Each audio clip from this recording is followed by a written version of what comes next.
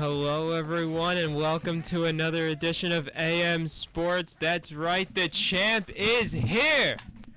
That's right, the Pick'em champ, right here, Ian Sachs. How are you, fellas? Another week. Another week. NBA playoffs is back. Woo. Yeah, NBA playoffs looking good right now, and yeah, Ian, I'll let you take the championship this time around. That's right. Yeah. This time around. You know how it is. Anyway, since the end of the regular season happened, since our last show, we finished up with our pick'em, and that is right. Ian is victorious. Since I want to begin to speak of myself in the third person, I demand a recount. Ian was the one that was in control of the. For all we know, Ian could have curbed this whole thing. Exactly. Me and Sean have no. I don't want to call him out on it, but demand a recount. I have the evidence right here. Okay, that I won. So yeah, he is a Patriots fan, down. So Bill Belichick has an influence on him. So the greatest coach of all time. The cheat. Greatest coach of all time. Okay. He's a cheat. NFL schedules came out. I'm excited. Looking pretty good. Dolphins got 2 primetime games. Yeah, we start off going up against you, so you're gonna start off 0-1. I don't think so. Yeah. No, we probably will. Dolphins will lose. Yeah, that's a pretty safe bet. But anyway, we're not talking about football yet. I mean, we could if you wanted to, but I'm sitting here with 2 basketball guys, so we're gonna do NBA. But let's just recap our pick'em. I kind of like to talk about this. I finished the regular season at 42-27. Sean almost caught me with an almost perfect week the last week. 6-1. He finished 1 game back of me, 41-28. And then Armand lowly last place at 38-31. He deserved it for picking the Knicks so much. That's true. I'm surprised he got 38 wins for picking the Knicks so much. Yeah. Hey, the Knicks had a great team on paper. On paper. Just paper doesn't. Anyway, speaking of the Knicks, that's our segment 1 right there. The Knicks fired not only head coach Mike Woodson, but his whole coaching staff. What do you guys think of that move? Is it justified or what? It is definitely justified. With this team, like I said, they had a great team on paper. How Mike Woodson and that coaching staff was not able to even make the playoffs is beyond me. The playoffs. So I don't understand how this could have happened. The Knicks in the pre-rankings and going into the season, they listed as finishing 3rd or 4th in the Eastern Conference, and where they finished 9th. So yeah, definitely a change was in the air, and Phil Jackson made it happen. Yeah, I mean, I would say I agree with it too. Not for saying, that there's any impediment towards Phil Jackson's approach to coaching. I mean, we've seen and he showed time and time that he's an exceptional defensive-minded coach. I mean, he showed it in Atlanta, also with the 54-win season last year with the Knicks. I just believe he was set up to fail. I mean, if you look at it, his coaching staff that he had along for the ride last season, some of them weren't even there, if anything. Like they took his coaching staff away, and basically, I feel like the guy was just he was just set up to fail from the start, and it's a shame. I agree with the firing, not saying he's a bad coach by any means. However, just putting the man out of his misery, because I really feel like they were tarnishing his reputation. That whole franchise is in utter disarray, honestly. Now, do you think it's so much because of Mike Woodson's coaching, or because the Knicks are just a poorly run organization?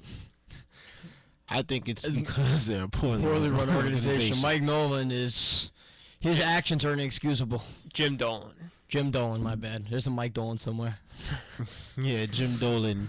I mean, Mike Dolan's probably listening to the show, and he's like, "Yeah, Armand, give me a shout out." Go on, Sean. I was saying, if you look at it like Jim Dolan, his actions time and time again Like I was watching the not to go off on a tangent, but I was watching the game 2 of Portland and Houston yesterday, and it kind of got me upset thinking, you know, at one point Aldridge wanted to part ways with Portland, and the Knicks had a chance, you know, an opportunity to get him. But you know what Jim Dolan said? He said, "Why LaMarcus Aldridge? Let's get Andrea Bargnani instead. Huh? Let's get Andrea Bargnani. Well, that's Jim Dolan. LaMarcus is coming up in free agency, so I think it's this year. If not, it's definitely next year. It's one of the 2 years coming up. He's up there along with Kevin Love, so they have a lot of good power forwards coming up. Yeah, but his team is on the come up right now. Although the Knicks have no cap space in the upcoming season. They have a lot of available cap space in 2 years from now. Yeah. So next year they're gonna have to get some trades or something. I don't know. They have to look like they're gonna have to go through Pick up another a good year draft pick. of misery.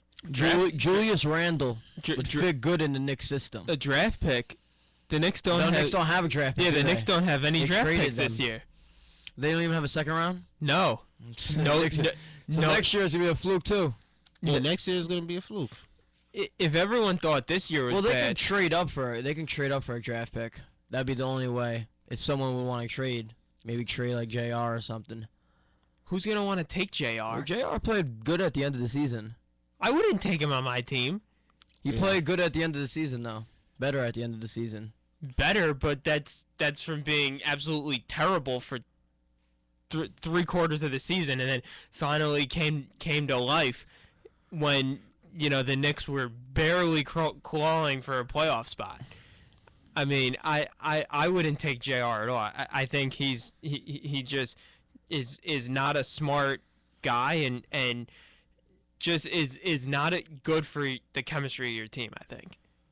He needs a better coach to. I think Mike Woodson. This all comes down to Mike Woodson. He did not express in the locker room how important team play is and how important it is. In order to win games, you need to have chemistry and you need to work together. And if you watch the Knicks, it's all isolation basketball. It's all it is. It's not like the San Antonio Spurs who will move it around 6 or 7 times before a good clean shot.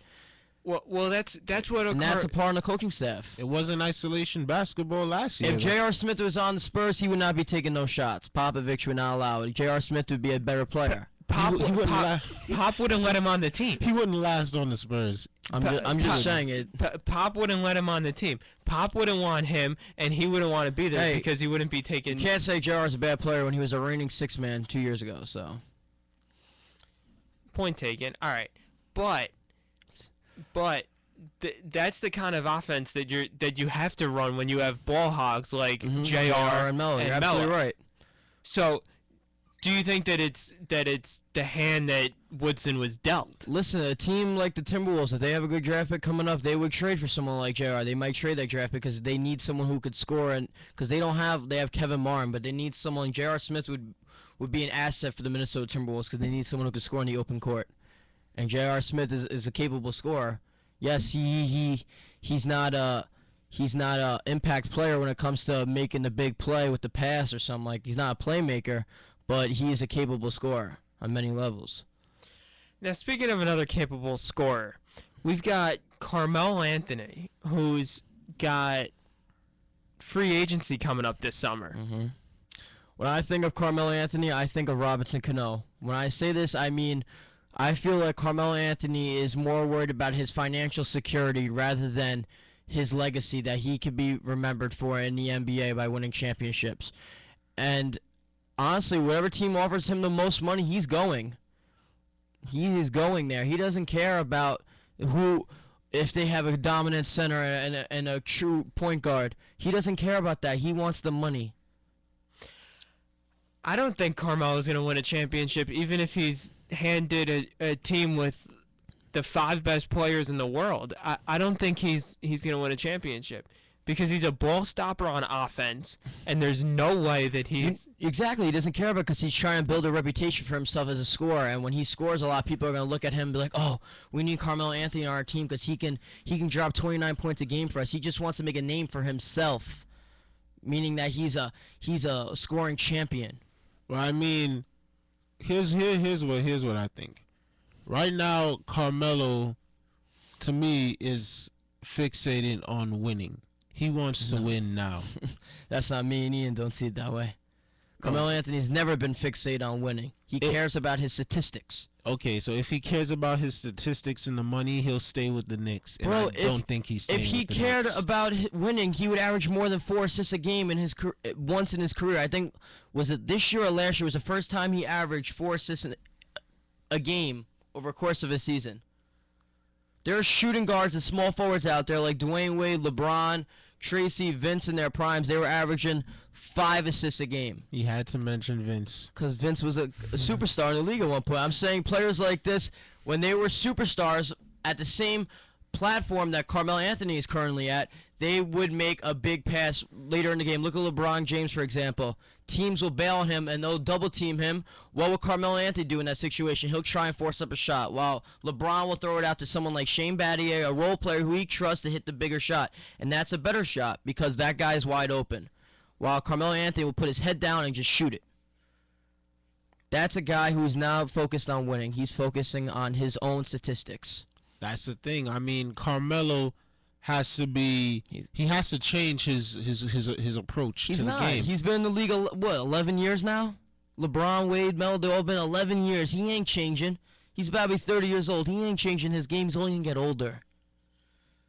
All right. Yeah, I agree with you in terms of respects that, okay, he hasn't indicated or shown specific characteristics of a winning player like a LeBron James who makes a team better. Okay, you have my support there. That's why if I was the Knicks, I wouldn't give him the money. Save that money. Don't offer him a contract, and then they'll have some cap space and maybe get two good players. I feel like if you're the Knicks, you have to you have to keep Carmelo Anthony at this point. Ian, back me up on this, man. Axe him. There you go. Get Ian. rid of him. I'm not a believer in Carmelo, and I never have been, never will be. The only way that the Knicks are going to get better is when they get rid of Carmelo and JR, I'd say. But anyway, do you think that who the Knicks pick as coach is going to have an impact in Carmelo's decision? Like I said, Carmelo doesn't care about the coaching staff. He cares about the money. What if Phil steps in? That's what I was just about to say. If Phil steps in... That's what Carmelo... Okay, go ahead. No, you go. I'm saying, if Phil's stepping down and saying to Carmelo, I will coach you. I've coached Pippen and MJ before they got rings. I delivered rings for them. I did the same thing for Kobe and Shaq, Gasol. I can do it for you. You're just going to have to trust me and abide by my system. You don't think Carmelo's going to be okay with that? You don't think Carmelo's going to adjust his game according to Phil Jackson's desires if Phil Jackson steps down to coach him?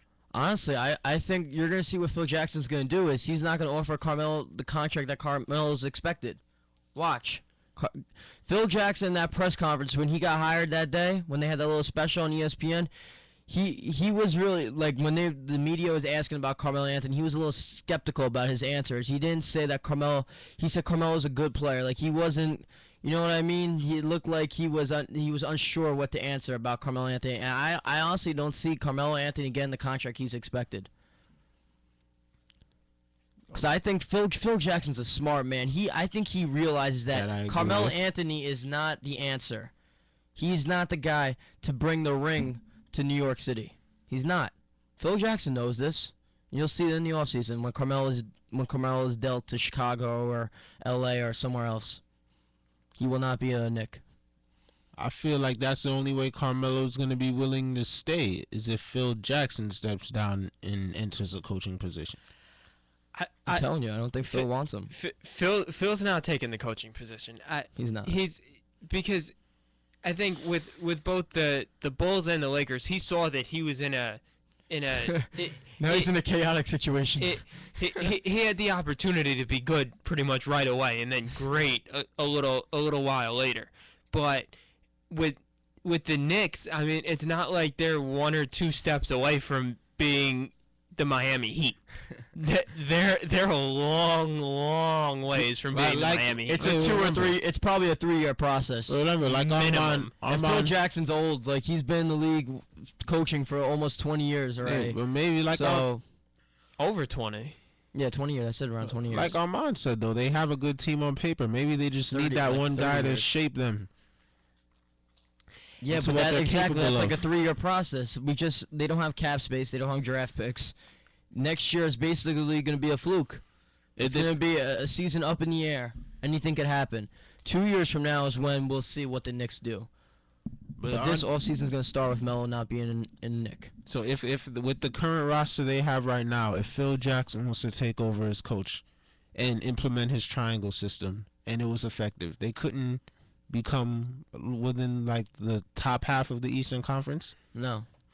Look, if Carmelo was willing to adapt to the triangle offense, then yes, it could work. But that's if Carmelo is willing to adapt, which he won't be because it means actually giving the ball up some. Okay, you're right. You're absolutely right. But that's one thing Carmelo is going to have to open up to. He also needs 2 players to work with. Who's the triangle offense with the Knicks right now? Amari, Melo, who's your other guy? Who? J.R. Smith? This is not a triangle offense. This is more of an isolation offense. Okay. Phil knows this. You have players, I mean, you have certain players in there that are going to be easier to get through to than others. Who? Okay, like Shumpert, for example. Shumpert. Shumpert can't even. Shumpert would be wide open to a brick. There's no one that can score. This New York Knicks team struggles on offense. That's why there's one pass and one shot. No one works the ball around. They don't have a true point guard. Raymond Felton is overrated. He's a bum. Prignoni, he's good, but he's wide open. He can't shoot. Like, everything is it's chaotic. It's just the ball movement and the chemistry, man. If they had that down pack, they'd score at will. That's why this team needs a point guard. They don't need a small forward who is not an all-around small forward like LeBron and Durant. He's just a scoring option. Point blank. They need a system and a voice, and that's what the older heads provided. So, Ian, who do you think's going to be the voice that Phil's going to call for? I think he's going to go with Steve Kerr. I mean, he knows Kerr, and Kerr knows Jackson's style and what he likes. And I think that, you know, with Phil in the front office, Kerr's not going to be by himself. He's going to have Phil to, you know, help him there and really guide him and really kind of, they'll be not co-coaches, but he's got Phil there if he has any questions. Oh, yeah. So I think Kerr is the smart choice. I agree with you 100%. I think Kerr is going to be that head coach, and I think Phil's also going to bring in Kurt Ramses. He's also familiar with the offense. He's familiar with the triangle style, along with Steve Kerr. So if they're bringing in Kurt Ramses, there's another guy who's been in the system before. Rambis. Oh. I got to work on these people's names.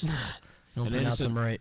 I mean, it's another thing to actually coach. I mean, Steve Kerr's never coached in his life. But he's got Phil there to back him up.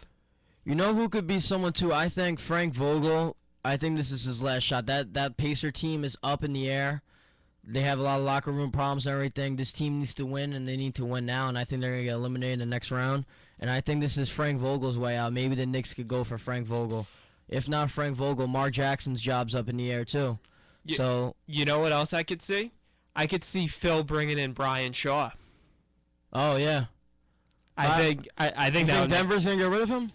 No, I think Phil. He'll just leave. Yeah. That's a better choice than Well, Steve what Kerr, about- in my opinion. What about Derek Fisher? Coming out, he's No. gonna retire. He's familiar with it. He's experienced. I don't think so. And then the Knicks would be biting too much off the Nets. Taking Player coach. Taking a point guard first year off the court. Maybe someone like Rick Fox. I don't think Rick Fox is a coach. I mean, he does provide good points when he's commentating and he's analyst. I think you got to watch out for Brian Shaw. I mean, he and Phil have a great relationship. I could see Phil snagging him from the Nuggets. That's a smart chess move by Phil. And that's the kind of things Phil would do. You know who I think would be a great coach too? I think Karl Malone would be a great coach. Malone and Stockton would be great coaches. Yeah. Both of them. I'd agree. Heck, that Maybe get the- Karl Malone. they could go back to Utah and bring that organization back. Imagine if Shaquille O'Neal became the coach of the Knicks. The best part of that would be Carmelo Anthony, what are you doing? the best part of that would be Move that the ball. post game press conferences. the ball? Give me the ball. I told Carmelo, pass me the ball. I'll be open. I'll dunk it. Anyway, the Knicks certainly have their hands full. They've got a lot to do and a lot of options to go. That's it for this segment. We'll take a quick break and then we will be back to talk some playoff basketball. Can you dig it?